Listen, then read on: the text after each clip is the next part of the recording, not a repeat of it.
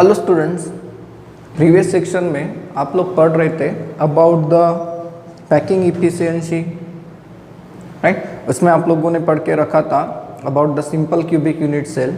आज के इस वीडियो में हम लोग पढ़ेंगे about the packing efficiency of the metal crystals in body centred cubic lattice. Last time आप लोगों ने packing efficiency in simple cubic unit cell के बारे में पढ़ा था। Guys, body centred unit cell का मतलब क्या होता है? बॉडी सेंटर्ड यूनिट सेल की डायग्राम जरा यहाँ पर है, जरा इसे चेक करिए। बॉडी सेंटर्ड यूनिट सेल मतलब ऐसा यूनिट सेल होता है जिसमें पार्टिकल्स जो होते हैं ये कॉर्नर्स के अलावा एक पूरा सेंटर में प्रेजेंट होता है। जैसे इसे देखिए, ये जो पार्टिकल है ये पार्टिकल पूरी तरीके से इस सेंटर के अंदर प्रेजेंट है एंड ये जो पार्टिकल्स है ये पार्टिकल्स कहाँ पे हैं? At the corners. इसका मतलब ये कि यहाँ पर भी पार्टिकल होगा एंड यहाँ पर भी पार्टिकल होगा, यहाँ पर भी सारे कॉर्नर्स पे पार्टिकल होंगे एंड ये वाला जो पार्टिकल होगा ये कहाँ पर होगा? At the centre of the unit cell. Now packing efficiency determine करते समय हम लोगों ने कुछ स्टेप्स को फॉलो किया था guys.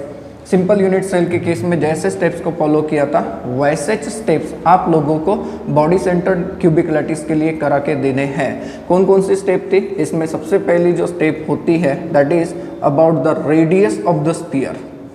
Radius of a sphere की तरफ हमें पहुंचना पड़ेगा। सबसे पहले यहाँ पर हम लोगों को दो ट्रायंगल की स्टडी करनी होती है गाइस। एक जो ट्रायंगल है वो दिख रहा है आपको AFD एंड एक जो ट्रायंगल होता है वो होता है FED। इन दोनों की स्टडी करनी पड़ेगी क्योंकि पार्टिकल्स यहाँ पर भी प्रेजेंट होता है। तो सबसे पहले हम लोग स्टडी करते हैं फॉर द ट्रायंगल FED। अब इस ट्रायंगल की अगर बात करें तो ये राइट एंगल ट्रायंगल है जिसमें आपको एंगल FED जो मिलेगा ये कितने का मिलेगा? 90 डिग्री का मिलेगा गाइस।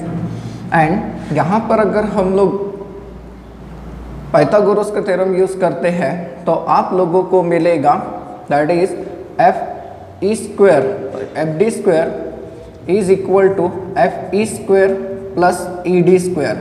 मिलेगा कि नहीं मिलेगा? अब जरा FE के बारे में सोचिए। अगर हम लोग FE के बारे में सोचते हैं तो यू विल ऑब्जर्व दैट कि ये तो A के बराबर होता है guys, that is about the edge length. And आप लोग अगर ED के बारे में सोचे तो ED ये भी तो क्या है? Edge length. So therefore you will observe कि FD स्क्वायर आप लोगों को क्या मिलेगा?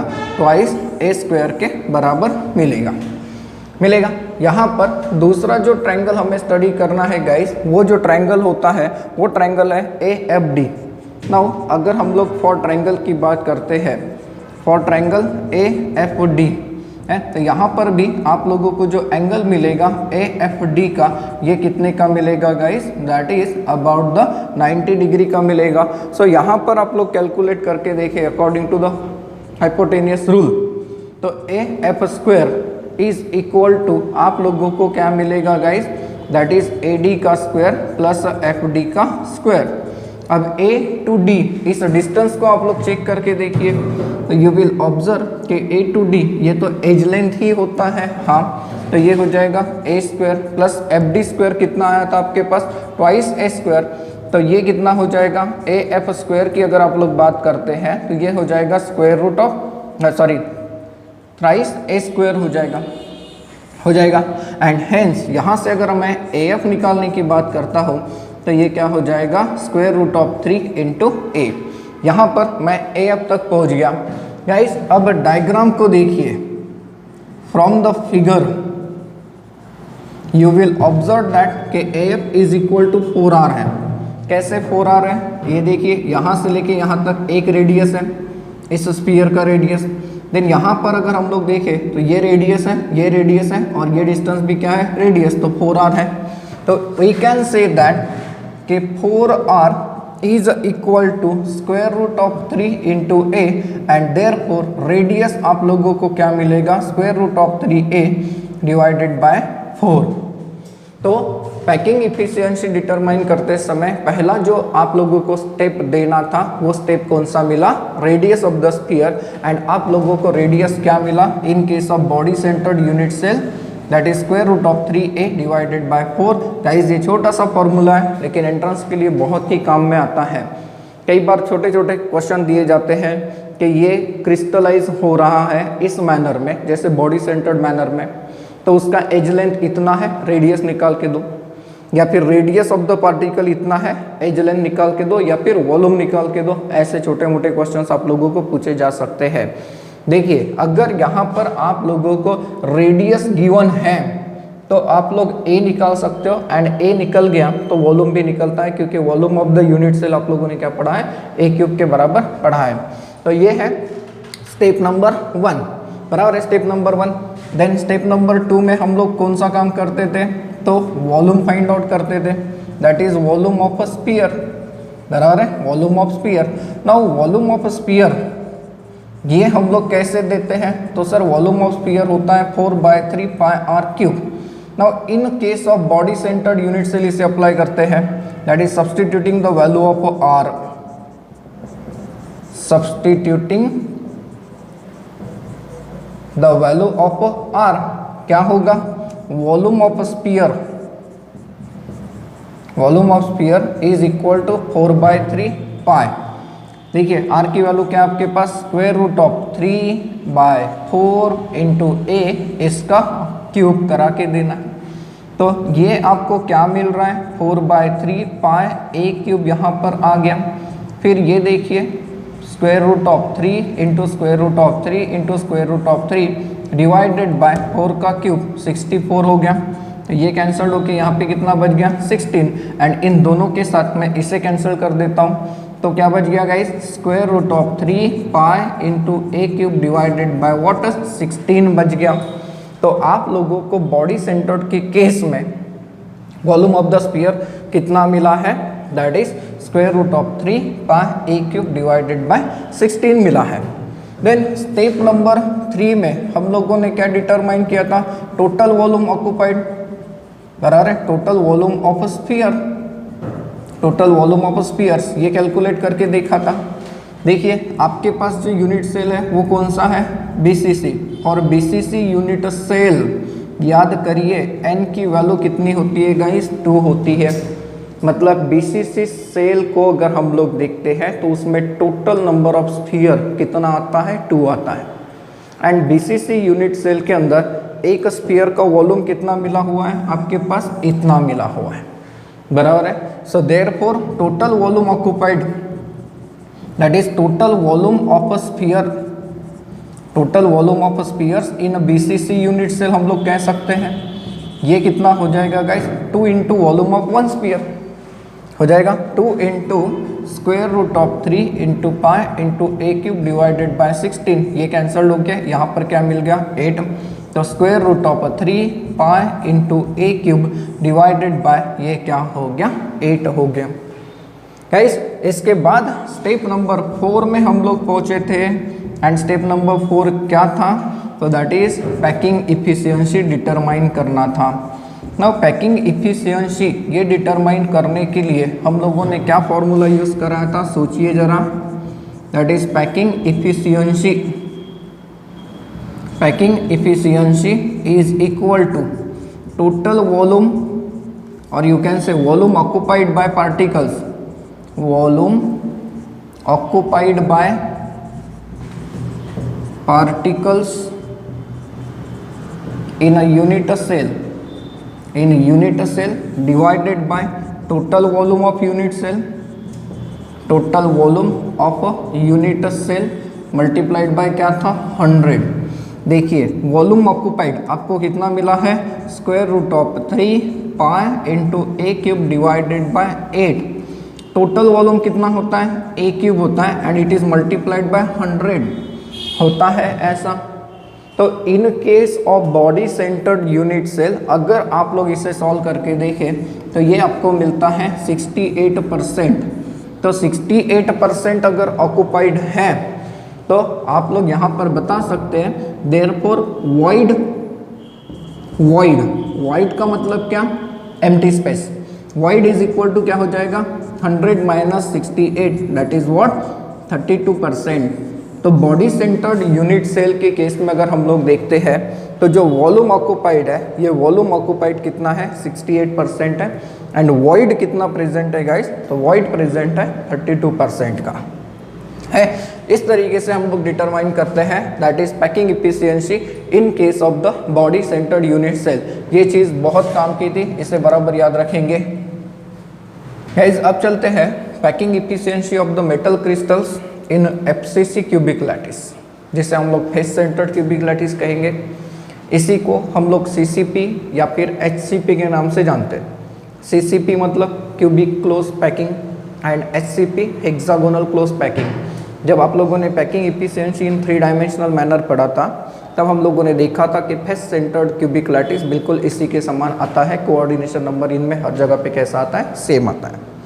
गाइस अब फेस सेंटर्ड क्यूबिक लैटिस में अगर आप लोगों को कैलकुलेट करके देना है पैकिंग इफिशियंसी, तो ऑब्वियसली हम लोगों ने जैसे बॉडी सेंटर्ड में डिटरमाइन करके दिखाया, वैसे फेस सेंटर्ड में भी डिटरमाइन करके देखेंगे। वही सारे स्टेप्स यहाँ पर फॉलो होंगे।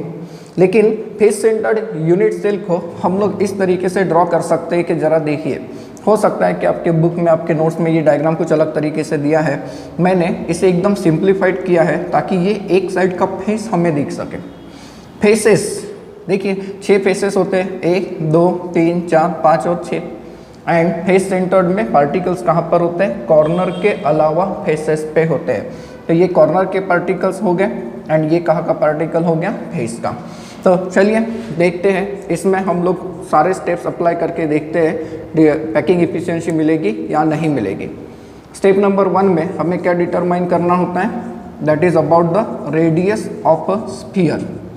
Now radius of a sphere, यहाँ पर पहुँचते समय जरा ध्यान दीजिए कि हम लोग एक ही साइड से चेक कर रहे हैं। तो यहाँ पर आप लोगों को एक ही ट्रायंगल दिख रहा है। यहाँ पर आपके पास जो ट्रायंगल दिख रहा है वो कौन सा दिख रहा है, फॉर अ ट्रायंगल ABC, ये राइट एंगल ट्रायंगल है ये राइट एंगल ट्रायंगल। तो एंगल अगर हम लोग देखते हैं तो एंगल कितने का होगा, 90 डिग्री का होगा। And according to the rule of hypotenuse और पाइथागोरस थ्योरम आप लोग कह सकते हैं that is AC square is equal to क्या मिलेगा गाइस, AB का स्क्वायर प्लस BC का स्क्वायर। देखिए AB किसके बराबर होता है, एज लेंथ के बराबर होता है, तो ये हो गया A स्क्वायर। BC किसके बराबर है, एज लेंथ के बराबर है, तो ये भी क्या हो गया, A स्क्वायर। तो इसका मतलब ये कि AC square is equal to क्या हो गया guys, twice of A square हो गया। And hence AC is equal to क्या हो गया, square root of 2 into A हो गया। नाउ आप लोग जरा सोचिए, क्या आप लोगों को AC is equal to 4R कहीं नज़र आता है। AC ये देखिए, ये हो गया यहाँ से लेके यहाँ तक 1R, फिर यहाँ से 1R, ये 1R और ये कितना हो गया, 1R। ये थोड़ा सा बड़ा होना चाहिए था, ठीक है, आप लोग समझ सकते हैं इसे, ये कुछ ऐसा होगा।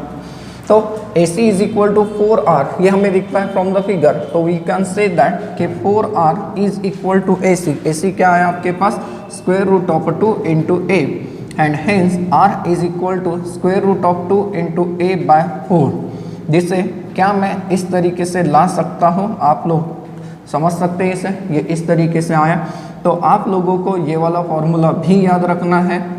एफसीसी यूनिट सेल के केस में रेडियस एंड एज लेंथ के बीच में क्या रिलेशन होता है, जैसा आप लोगों ने फेस सेंटर्ड या बॉडी सेंटर्ड यूनिट सेल के केस में पढ़ा था। तो स्टेप नंबर 1 में आप लोग कहाँ तक पहुँच गए guys, about the radius of sphere. Step number 2 में हम लोग क्या डिटरमाइन करते हैं, that is volume of particles, है ना। वॉल्यूम ऑफ स्फीयर, यहाँ पर पार्टिकल का मीनिंग स्फीयर ही होता है। तो volume of one sphere, volume of one sphere is equal to, हम लोग क्या पढ़ते हैं, तो 4/3 पाई R का क्यूब।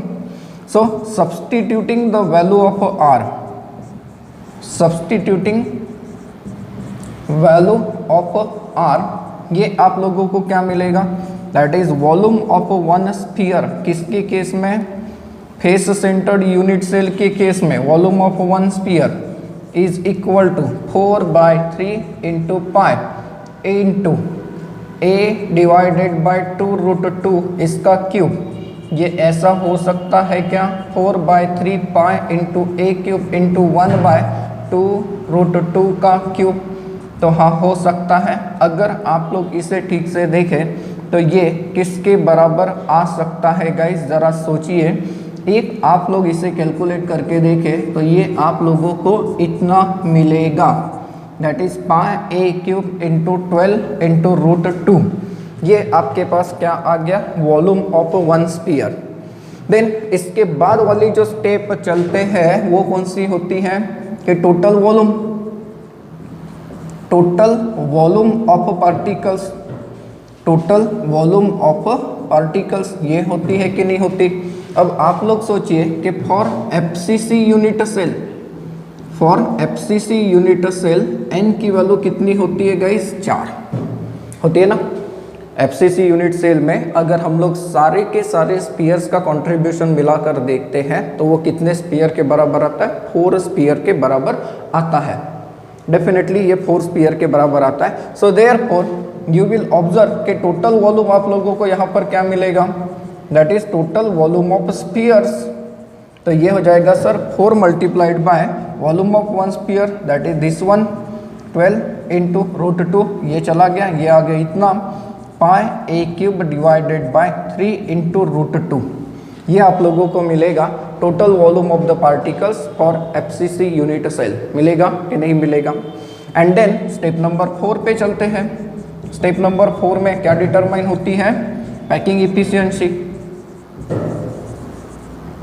तो पैकिंग इफिशियंसी ये आप लोग कैसे डिटरमाइन करते हैं, तो इसका फॉर्मूला दिया था हम लोगों ने, that is packing efficiency is equal to what, volume occupied by particles, volume occupied by particles in a unit cell divided by total volume of a unit cell, total volume of unit cell multiplied by क्या था, 100 था। तो volume occupied कितना मिला आपके पास, pi A cube divided by 3 into √2, एंड ये कितना है, ए क्यूब होल मल्टीप्लाइड बाय 100। ये करके देखते हैं तो आप लोगों को मिलता है इसका आंसर 74। इसका आंसर क्या मिलता है, 74%। तो एक चीज़ तो समझ में आती है कि सिंपल क्यूबिक यूनिट सेल काफ़ी ज़्यादा खाली था, क्योंकि उसमें 52.36% ही वॉल्यूम ऑक्यूपाइड होता था। देन उसके बाद बॉडी सेंटर्ड में आपने देखा 68% वॉल्यूम ऑक्यूपाइड है, and FCC face centred unit cell में हमने देखा कि कितना परसेंट वॉल्यूम ऑक्यूपाइड है, 74। तो सबसे ज़्यादा क्लोज पैकिंग कहाँ पर होती है, फेस सेंटर्ड में। ऑब्वियसली कोऑर्डिनेशन नंबर 12 था। तो यहाँ पर एक चीज़ की तरफ ध्यान रखिए, देयरफॉर वाइट कितना प्रेजेंट है यहाँ पर, वाइट की अगर बात करें तो ये 100 - 74, 100 - 74 हो जाएगा, दैट इज 26% ही खाली जगह प्रेजेंट है। तो सबसे ज़्यादा क्लोज्ड पैकिंग आपको कहीं मिलती है तो वो मिलती है face centred cubic lattice, that is cubic close pack, और you can say hexagonal close pack lattice के अंदर ही मिलता है। तो गाइस इस तरीके से हम लोगों ने तीनों टाइप के यूनिट सेल के बारे में पढ़ा, जहाँ पर हमें पैकिंग इफिशियंसी डिटरमाइन करने के लिए कहता है। And entrance point of view ये दोनों फॉर्मूले आपको बराबर याद रखने थे। फेस सेंटर्ड के लिए तो है ही है, बॉडी सेंटर्ड के केस में भी आपको ये वाला फॉर्मूला याद रखना था। अब चलते हैं एक छोटे से डिटर्मिनेशन की तरफ। हमें इसके ऊपर भी क्वेश्चन पूछे जा सकते हैं, that is number of particles and unit cells in x gram of metallic crystal कहेगा कि ये इतना ग्राम एक मेटल है, इस तरीके से ये क्रिस्टलाइज होता है। बताइए इतने ग्राम में कितने नंबर ऑफ पार्टिकल्स हैं एंड कितने number of unit cell present हैं, ये भी आप लोगों को डिटरमाइन करने के लिए कहा जा सकता है। तो ये कैसे डिटरमाइन कर सकते हैं, तो आप लोगों ने डेंसिटी कैसे पढ़ा था गाइस, उसके तरफ देखिए जरा, सोचिए।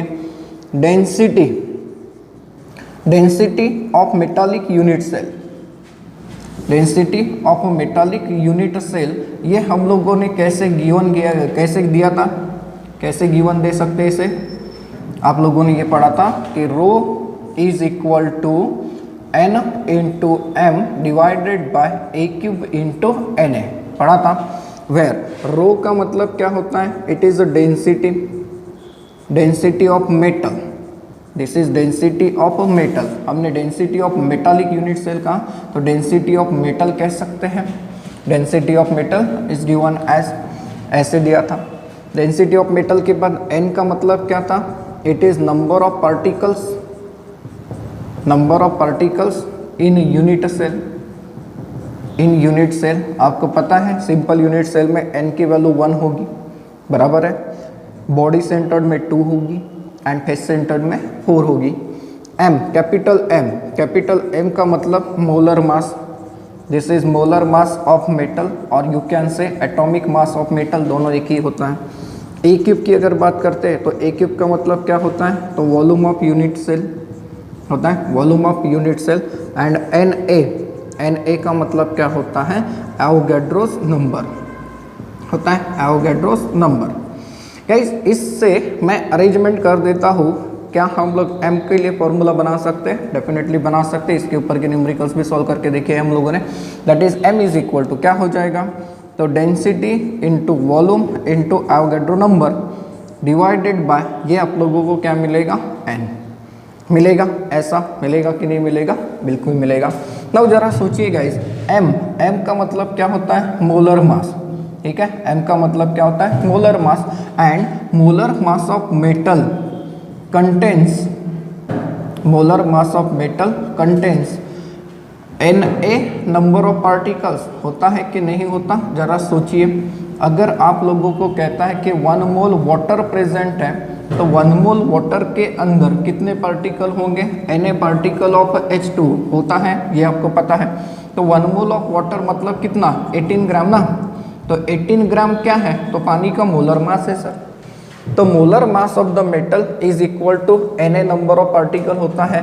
सो देयरफॉर आप लोग सोचिए, x ग्राम मेटल के अंदर, x ग्राम मेटल कंटेन्स कितने पार्टिकल, सर मोलर मास के अंदर इतने पार्टिकल, तो 1 ग्राम के अंदर कितना हो जाएगा, Na डिवाइडेड बाय m। तो x ग्राम के अंदर कितना हो जाएगा, इतना पार्टिकल होगा कि नहीं होगा, सोचिए।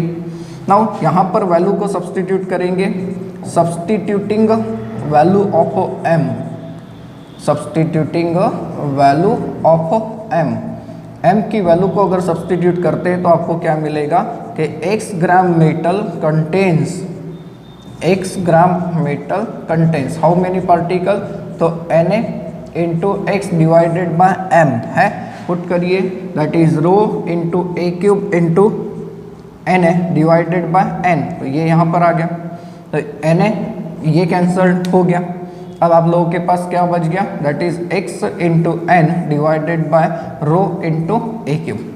तो कितने पार्टिकल्स होंगे, कितने पार्टिकल्स होंगे, ये आप लोग डायरेक्टली अब डिटरमाइन कर सकते हैं।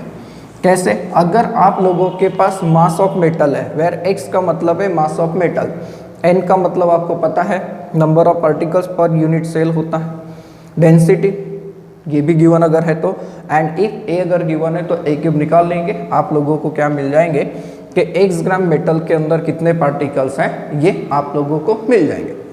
अब नंबर ऑफ यूनिट सेल कैसे निकालोगे, आप लोग सोचिए। नंबर ऑफ यूनिट सेल्स ये निकालना है इन x ग्राम क्रिस्टल और x ग्राम मेटल। सोचिए यहाँ पर हम लोग रेशियो एंड प्रोपोर्शन के हिसाब से भी जा सकते हैं या कंपैरिजन के हिसाब से जा सकते हैं। आपको पता है since n particles are present per unit cell, मतलब एक यूनिट सेल के अंदर कितने पार्टिकल होते हैं, n के अंदर। सो देयरफॉर आपके पास कितने पार्टिकल्स हैं, that is x into n divided by rho into a cube. इतने पार्टिकल्स हैं, इतने पार्टिकल्स की अगर हम लोग बात करते हैं तो ये particles are present in unit cell. ये हम लोग कैसे डिटरमाइन कर सकेंगे, जरा सोचिए। ये हम लोग डिटरमाइन कर सकेंगे x into n divided by rho into a cube. यहाँ पर हम लोग कह सकते हैं n बाय 1 क्यों, number of particles per unit cell. तो n बाय 1 अगर यहाँ पर है तो ये क्या हो जाएगा, 1/n, ये कैंसिल हो गया। ये आपको क्या मिलेगा, x divided by rho into a cube. तो आप लोग नंबर ऑफ यूनिट सेल भी निकाल सकते हैं, कि अगर आपके पास x ग्राम मेटल है, उसकी ये डेंसिटी है एंड ये एज लेंथ है, एज लेंथ देगा, डायरेक्ट वॉल्यूम तो देगा नहीं, तो आप लोग उसका वॉल्यूम निकालिए। आप लोग क्या निकाल सकते हैं, नंबर ऑफ यूनिट सेल निकाल सकते हैं गाइस। गाइस एक चीज़ की तरफ ध्यान रखेंगे, यहाँ पर एक छोटा सा नोट है, that is number of unit cell, number of unit cells in volume V, in volume V of metal, ये भी कभी कभी काम में आ जाता है। Volume V of metal is equal to, ये हम लोग ऐसे निकाल लेंगे, that is V upon A cube, मतलब given volume divided by total volume of the unit cell. इस तरीके से हम लोग डिटरमाइन कर सकते हैं किसे, that is number of particles and number of unit cell in the x gram metal given quantity of the metallic crystal के अंदर से। सो गाइस पैकिंग इफिशिएंसी के ऊपर कुछ न्यूमेरिकल्स बना के देखते हैं, इसका अच्छे से प्रैक्टिस करेंगे, बहुत सारे न्यूमेरिकल्स आपके होमवर्क में है। देखिए क्या कहता है ये question, the unit cell of metallic silver, the unit cell of metallic silver is FCC, कौन से टाइप में क्रिस्टलाइज हो रहा है, FCC। If radius of silver atom is 144.4 picometre होगा, ये न्यूमेरिकल में आप लोग ठीक से देखेंगे 144.4 picometre. Calculate edge length of unit cell, edge length निकाल के देना है, मतलब ए कैलकुलेट करना है। वॉल्यूम ऑफ सिल्वर एटम ये निकाल के देना है। The percentage of volume of unit cell that is occupied by silver atoms, इसका मतलब ठीक से सोचिए, the percentage of the volume of a unit cell that is occupied by silver atom, मतलब पैकिंग इफिशिएंसी है। एंड आखिरी में क्या कहता है, the percentage of empty space. तो ये दोनों के दोनों क्वेश्चन हम लोग एकदम एक शॉर्टकट में सॉल्व करेंगे, बिल्कुल इसे टेक्स्ट बुक के तरीके से जाने की ज़रूरत नहीं। एंड बोर्ड एग्जाम में अगर आपने वैसे भी सॉल्व किया तब भी कोई आपको रॉन्ग देगा नहीं। तो आपके पास गिवन क्या क्या है जरा सोचिए, आपके पास n की वैल्यू है, क्यों, क्योंकि FCC टाइप का यूनिट सेल है, ऐसा उसका कहना है। तो FCC यूनिट सेल के लिए n इज इक्वल टू कितना होता है गाइस, 4 होता है। फिर R दिया हुआ है, कितना है 144.4 पिकोमीटर, ये पिकोमीटर में नहीं चलेगा, इसे हमें लेकर जाना होता है सेंटीमीटर में, तो ये हो जाएगा इतना सेंटीमीटर, हमेशा याद रखिए क्योंकि आपको पता है डेंसिटी ग्राम पर सेंटीमीटर क्यूब में दिया था हम लोगों ने। अब आपको फाइंड आउट करके देना है एज लेंथ, राइट। फिर आपको फाइंड आउट करके देना है volume of silver atom, volume of silver atom find out करके देना है। देन इसके बाद आपको फाइंड आउट करके देनी है पैकिंग इफिशिएंसी, इसे हम लोग पैकिंग इफिशिएंसी ही कहेंगे, राइट। एंड चलो इसे भी नंबरिंग देते, ए ये हो गया, बी ये हो गया, सी।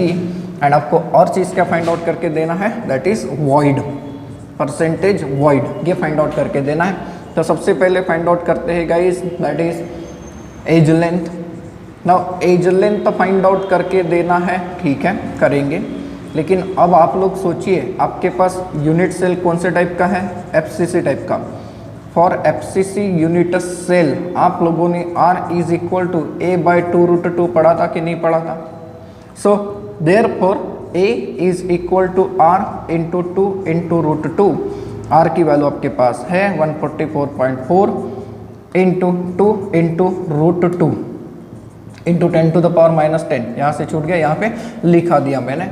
ये आप लोगों को कितना मिलता है, तो यहाँ पर अगर हम लोग इसकी वैल्यू को देखते हैं तो ये आपको मिलेगा guys, that is 408.4 into 10 to the power -10।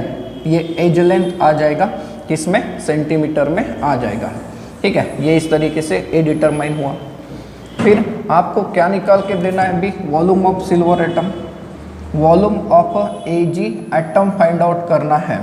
तो वॉल्यूम इज इक्वल टू, अब आप लोग डायरेक्ट कर सकते हो ना, that is volume of silver atom निकालना है, तो वॉल्यूम हम लोग क्या कर सकते हैं, एज लेंथ का क्यूब कर सकते हैं। या फिर आप लोगों के पास एक और तरीका है, और वो कौन सा तरीका है, यहाँ पर आप लोगों को एक सिल्वर एटम का फाइंड आउट करके देना है वॉल्यूम। तो वॉल्यूम ऑफ सिल्वर एटम मतलब एक स्फीयर, तो ये कैसे होता है 4/3 pi R cube, that is 4/3 पाई, पाई की वैल्यू क्या देते हैं 3.14, ठीक है 142 होता है। एंड इंटू R, R आपके पास दिया हुआ है 144.4 इंटू 10 टू द पावर -10, इसका क्या करना पड़ेगा गाइस, क्यूब करना पड़ेगा। वॉल्यूम निकालते हैं तो ये सेंटीमीटर क्यूब में आएगा।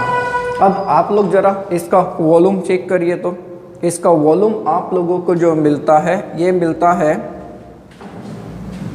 1.261 इंटू 10 टू द पावर -23 मिलेगा। इसे आप लोग बराबर एडजस्ट करके देखेंगे, ये आ ही जाएगा, ठीक है। देन इसके बाद आपको क्या फाइंड आउट करके देना है, पैकिंग इफिशियंसी। अब पैकिंग इफिशियंसी आप लोग डायरेक्टली कैसे फाइंड आउट करोगे, मैंने कहा था कि इन शॉर्ट हम लोग सॉल्व करके देंगे इसे। पैकिंग इफिशियंसी ये हमने डिटरमाइन करके देखा है, that is for FCC unit cell, for FCC unit cell packing efficiency. ऐसा क्वेश्चन आप लोगों को देना नहीं चाहिए था, लेकिन दिया है, is equal to 74% and the percentage of empty space, तो दैट इज हम लोग क्या कहते हैं, वॉइड इज इक्वल टू 100 - 74, ये क्या हो जाएगा 26%। ये ऐसे ही डिटरमाइन करके देना है आप लोगों को, कोई कैलकुलेशन करके दिखाने की ज़रूरत नहीं, अदरवाइज बहुत सारा टाइम भी इसमें चला जाएगा, राइट। है ये क्लियर? इस तरीके से इस न्यूमेरिकल को सॉल्व करके दिखाना था। अब इस क्वेश्चन को देखिए, क्या कहता है ये क्वेश्चन, नियोबियम जिसका सिंबल Nb होता है, नियोबियम फॉर्म्स बीसीसी स्ट्रक्चर, किस मैनर में क्रिस्टलाइज हो रहा है, BCC. The density of the niobium is 8.55 gram per centimetre cube and length of unit cell edge, मतलब ए की वैल्यू है 330.6 pm। How many atoms and unit cells are present in 0.5 gram of niobium. देखिए guys, आपके पास given में क्या क्या है, तो आपके पास गिवन में है mass of niobium Nb, that is x is equal to कितना है 0.5 ग्राम। आपके पास डेंसिटी है 8.55 ग्राम पर सेंटीमीटर क्यूब। आपके पास एज लेंथ है a, दैट इज 330.6 पिकोमीटर, हमें पता है। ये किस में लेकर जानी है, सेंटीमीटर में, ये आ गया। अब आपको क्या फाइंड आउट करके देना है, number of atoms, number of atoms of niobium find out करके देना है and number of unit cells ये फाइंड आउट करके देना है। तो नंबर ऑफ पार्टिकल्स मतलब नंबर ऑफ एटम्स, तो number of atoms find out करने का फॉर्मूला क्या था, x into n divided by density into a cube. क्या आपके पास n है, हाँ है। कैसे n है, n इज इक्वल टू 2, किसके लिए, फॉर बीसीसी यूनिट सेल, होता है कि नहीं होता, होता है। So therefore number of atoms ये डिटरमाइन होंगे, दैट इज x कितना है 0.5 इंटू n कितना आ गया 2, मतलब ये हो गया 1, डिवाइडेड बाय डेंसिटी कितना है, that is 8.55 gram per centimetre cube into a cube. यही एक बड़ा काम आपको करना होता है, इसका क्यूब आपको करके देना है गाइस। इसमें अगर आप लोग कैलकुलेट करके देखें तो आपको आंसर जो मिलता है ये मिलता है 3.25 इंटू 10 टू द पावर 21। ये मैंने आप लोगों को डायरेक्ट आंसर दिया, आपको टैली करके देना है। नंबर ऑफ एटम्स के बाद क्या डिटरमाइन करना होता है, number of unit cells. Number of unit cell का फॉर्मूला आप लोगों ने क्या पढ़ा, सर ऐसा ही फॉर्मूला था, सिर्फ यहाँ पर एक चीज़ नहीं थी और वो क्या थी, n, that is x divided by rho into a cube. अब ऐसे न्यूमेरिकल सॉल्व करते समय ना, पहले इसे अगर आप लोग सॉल्व करते हो तो दोनों काम बन जाते हैं, क्योंकि n की वैल्यू तो फिक्स है, 1 2 या फिर 4 है ना, 1 2 या फिर 4 हो सकती है। तो ये अगर हमारे पास रहा होगा तो आपके पास डायरेक्ट आंसर आएगा, that is x is equal to 0.5 divided by density 8.55 into A का क्यूब करना ही पड़ेगा 330.6 इंटू 10 टू द पावर -10, इसका क्यूब करना पड़ेगा। गाइस इसमें नंबर ऑफ यूनिट सेल को अगर हम लोग देखते हैं तो आपको नंबर ऑफ यूनिट सेल जो मिलते हैं ये मिलते हैं 1.62 इंटू 10 टू द पावर 21। इस तरीके से इस क्वेश्चन को हमें सॉल्व आउट करके दिखाना था।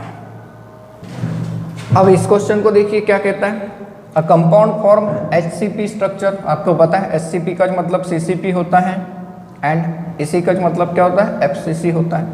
What is the number of octahedral voids and tetrahedral voids and total voids, total voids मतलब इन दोनों का सम, इन 0.4 मोल ऑफ इट, आपके पास जो गिवन अमाउंट है, ये अमाउंट कितना है, मोल्स गिवन है, कितने मोल्स है, 0.4 मोल्स। जरा सोचिएगा इसे, 0.4 मोल्स के अंदर पार्टिकल कितने होंगे, that is 0.4 into Na particles, मतलब स्पीयर कह सकते हैं या फिर एटम्स कह सकते हैं। तो ये 0.4 into 6.022 into 10 to the power क्या करना पड़ेगा, 23 करना पड़ेगा। इसका आंसर अगर हम लोग देखते हैं तो ये होता है 2.409 इंटू 10 टू द पावर 21, इतने एटम्स आपके पास आते हैं और ये 23 आएगा, ये आंसर इतना हो जाएगा, इतना एटम्स है। So therefore octahedral